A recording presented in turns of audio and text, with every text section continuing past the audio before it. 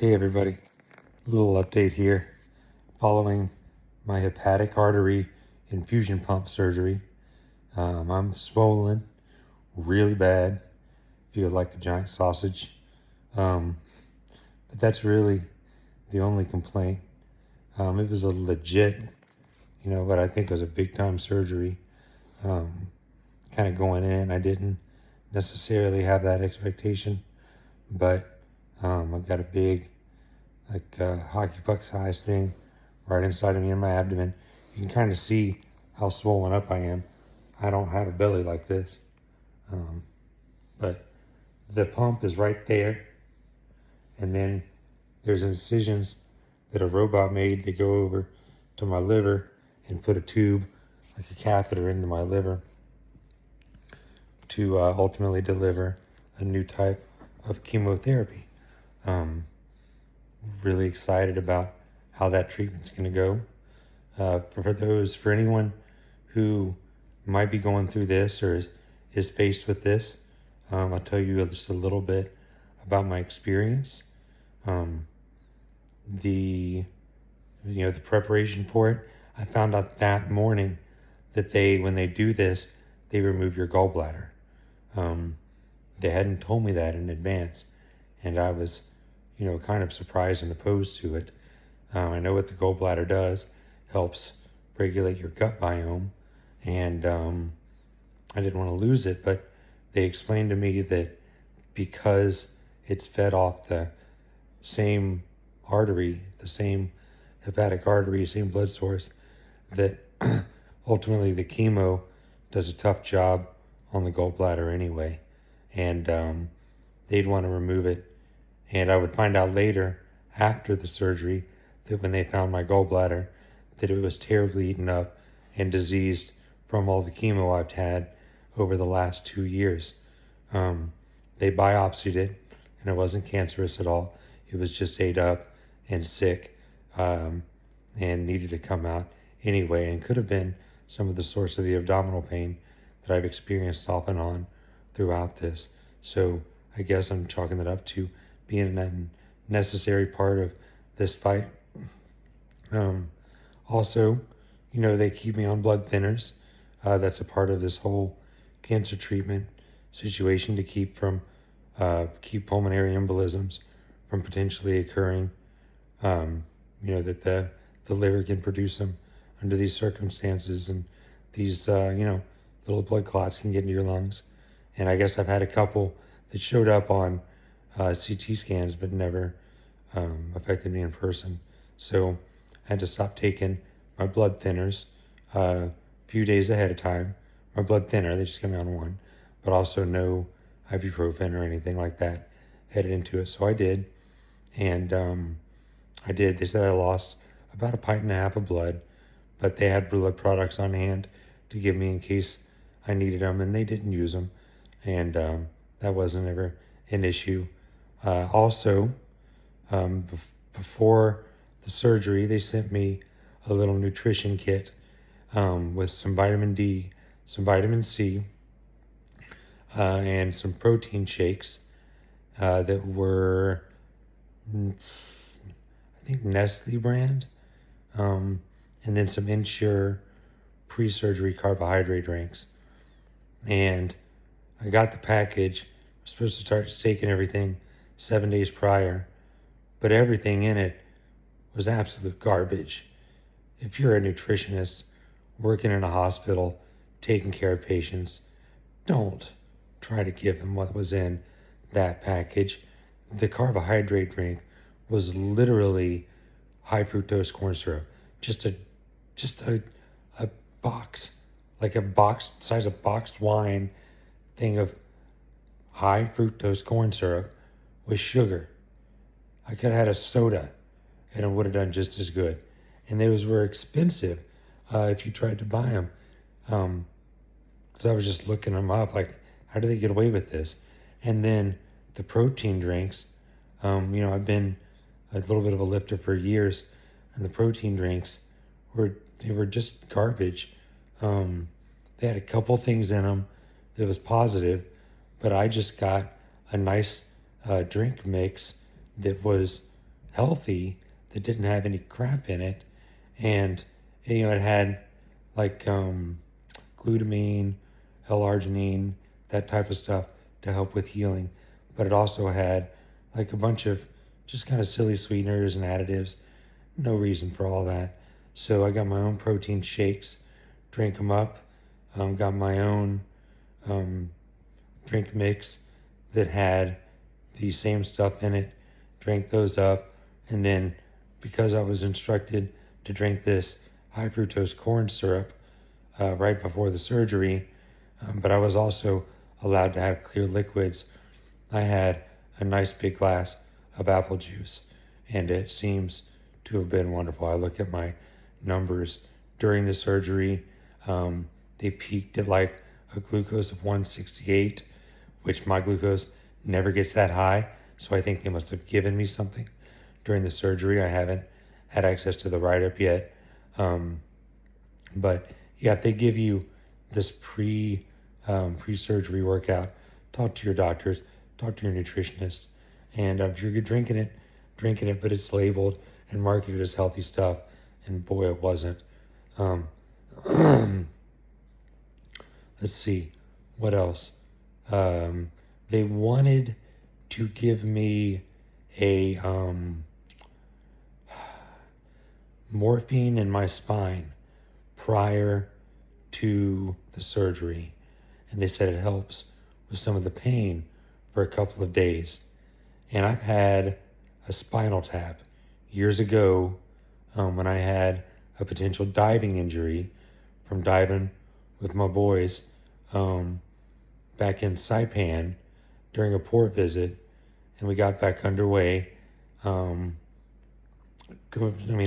Still never fully diagnosed, but probably a diving injury. They gave me a spinal tap to make sure that my spinal fluid was good or whatever, and it sucked. It was painful. Never want to do anything like it again.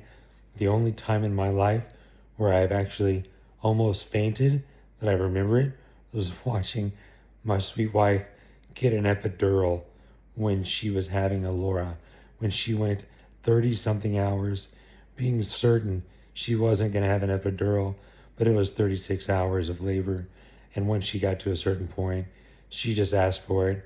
And watching those doctors put that giant needle into her back, miss one time, miss two times, get it the third time, I had to sit down, and I had to be helped sitting down. So I didn't want it.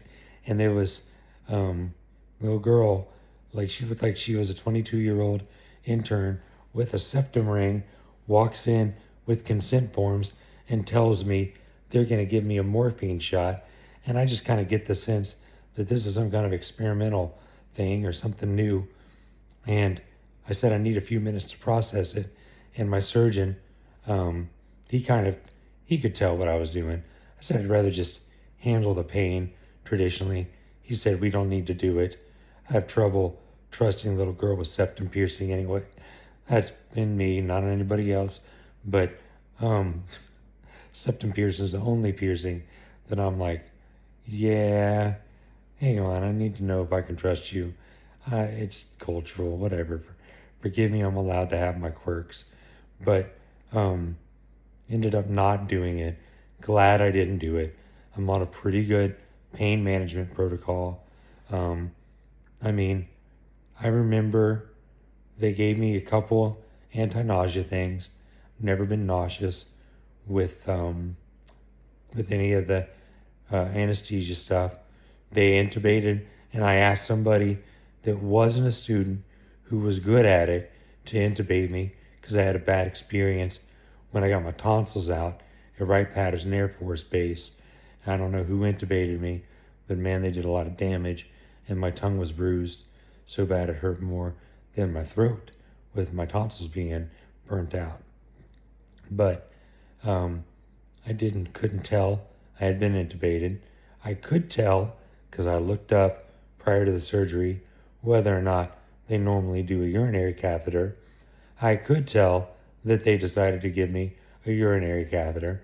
First time that's ever happened. But it ended up being okay.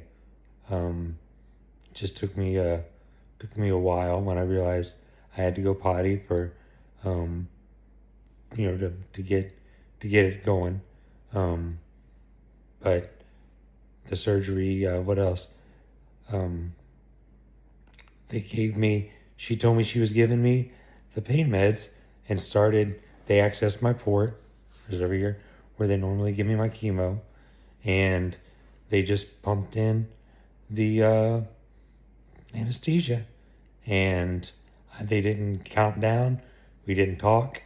I remember saying, I don't feel it. Oh, there it is. I was like, oh, yeah, there it is. And that's the last thing I remember, other than I woke up in my recovery room. And I remember calling my buddy Dwayne and calling my mama, and not in that order. We made like 3 phone calls, and I vaguely remember talking to people as I was coming out of my surgery, and they said there weren't any complications. They said it went well. They said recovery time is 1 to 3 days. I'm not very good at recovering in a hospital the way they want me to. So I went home after 24 hours. One thing that was weird, and again, this isn't for my just, normal people tracking. I know this is a lot of info. You don't need to know all the details about my surgery, but I put these on YouTube so people going through this can come along my journey with me and know what to expect. I've experienced a little bit of farsightedness, where I can't read up close just throughout this 1.5-year process.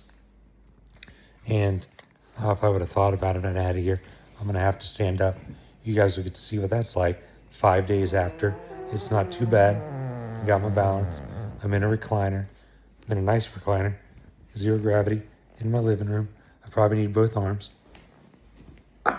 Nope. But here's a good story. Find this one. Worth the pain to tell you about it. This video is going to be wild. Sorry, I'm not a professional videographer. But one thing that was unexpected, and now looking back, it's kind of funny, is that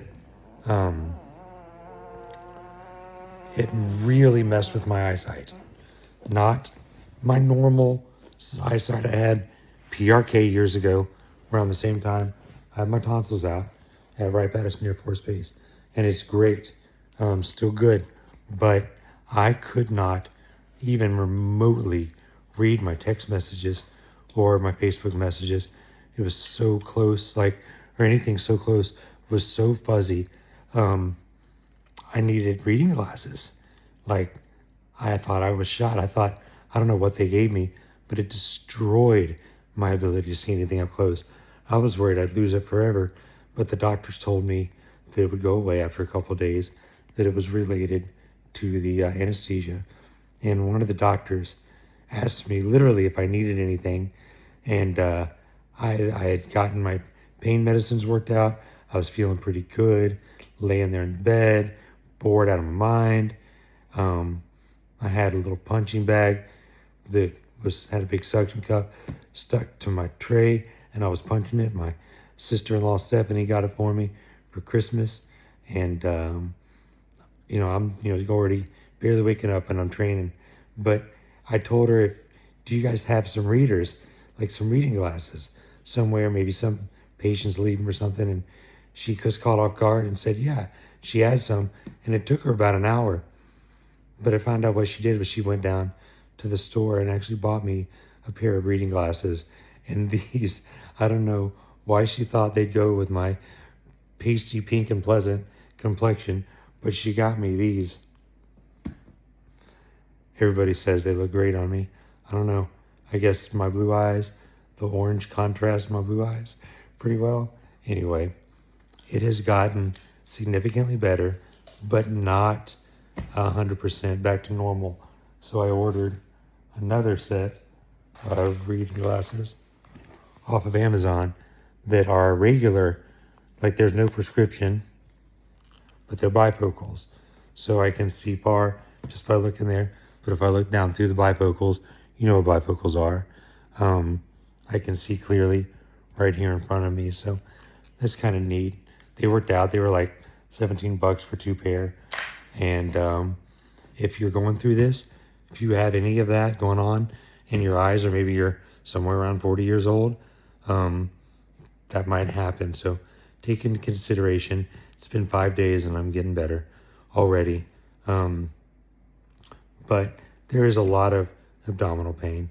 I have to avoid anything that makes me use my abdominals significantly. I'm all cut up and I look like I got in a sword fight, kind of because I did, like same equivalent. I've got a lot of gashes in my belly and it's kind of gnarly. I will post pictures in the comments if you want to see it.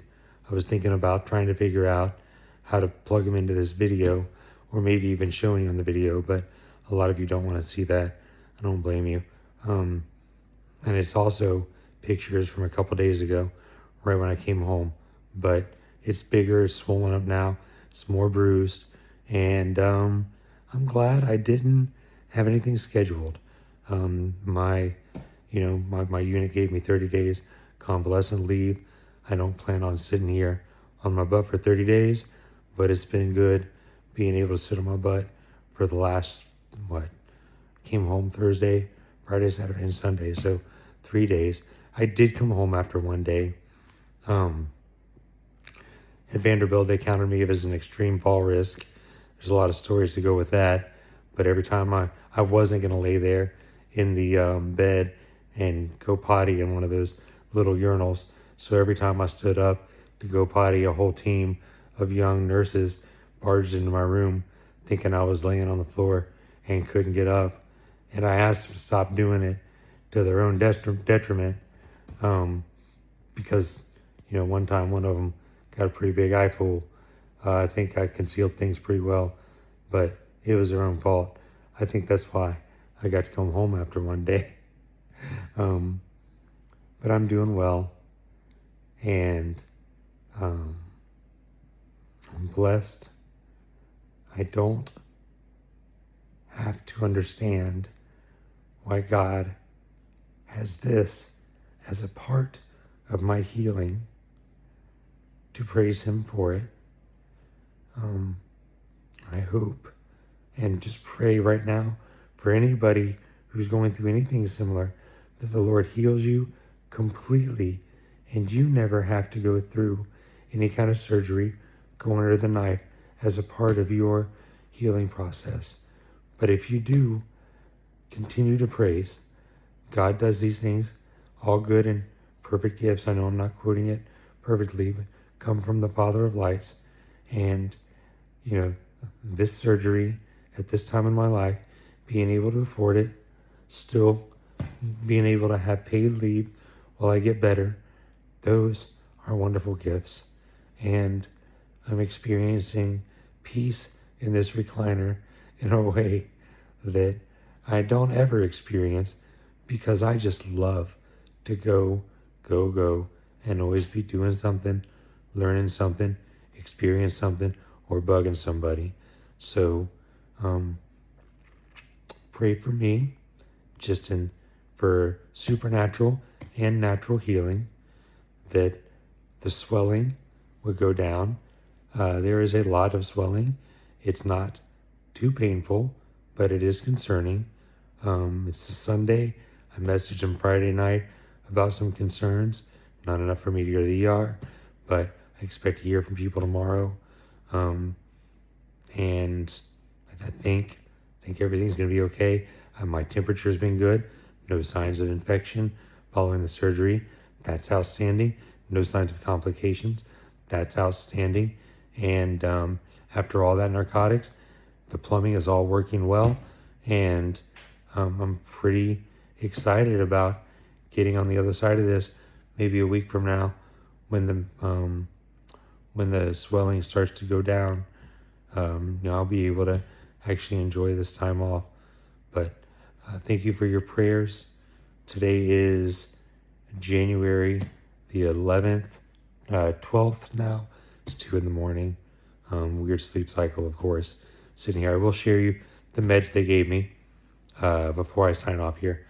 Gabapentin, which is a nerve pain thing.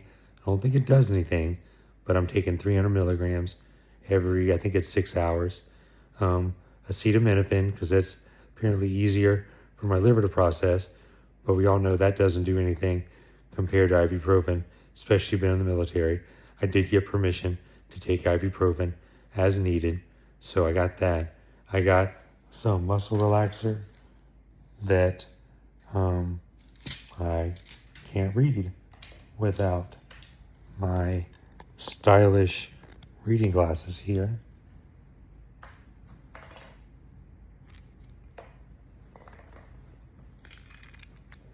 It's called methocarbamol, 750 milligrams. I take those every 6 hours. So, and then of course, the one narcotic they've got me is I'm just going to keep these on because I can see myself better here, is oxycodone, just 5 milligram tablets every 4 hours. I'd probably take them every 6 hours, about the same time as a muscle relaxer. But this has been a long video, a little bit of rambling, but also I hope that it gives you a little bit of perspective if you're getting a hepatic artery infusion pump surgery. Oh, they do. Oh my goodness. One of the weird things, they inflate your diaphragm with air. I guess that's fairly common in a lot of abdominal procedures.